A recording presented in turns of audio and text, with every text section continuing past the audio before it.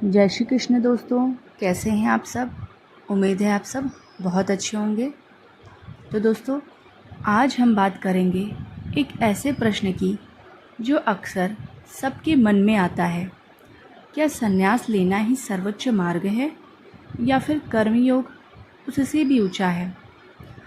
भगवद गीता में स्वयं श्री कृष्ण ने अर्जुन को यही समझाया था कि कर्मयोग यानी कर्तव्य करते हुए भी ईश्वर से जुड़ना संन्यास से भी श्रेष्ठ मार्ग है। आइए इसे विस्तार से समझते हैं। संन्यास का मतलब है सब कर्मों को छोड़ देना, सांसारिक काम धंधे से अलग होकर केवल ध्यान और साधना करना। यह मार्ग केवल कुछ ही लोगों के लिए संभव है।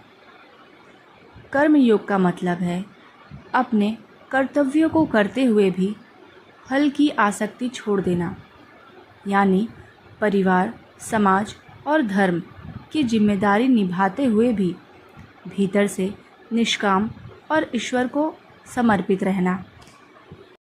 भगवद गीता अध्याय 3 और 5 में भगवान कहते हैं कि कर्मयोग संन्यास से श्रेष्ठ है, क्योंकि कर्मयोगी समाज के लिए भी उपयोगी होता है और आत्मकल्याण भी करता है।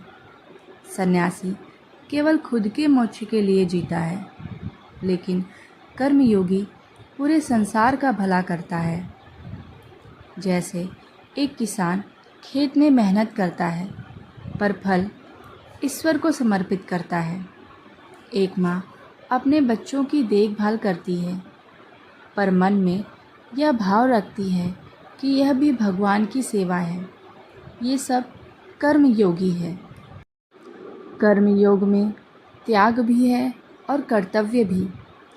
समाज और परिवार दोनों का भला होता है। हर इंसान इसे अपना सकता है, केवल साधु संत ही नहीं।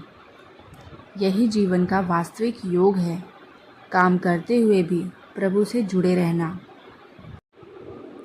दोस्तों, संन्यास का मार्ग कठिन और सीमित है, लेकिन कर्मयोग हर किसी के लिए संभव है। इसलिए श्री कृष्ण ने कहा, कर्मयोगी ही सच्चा योगी है।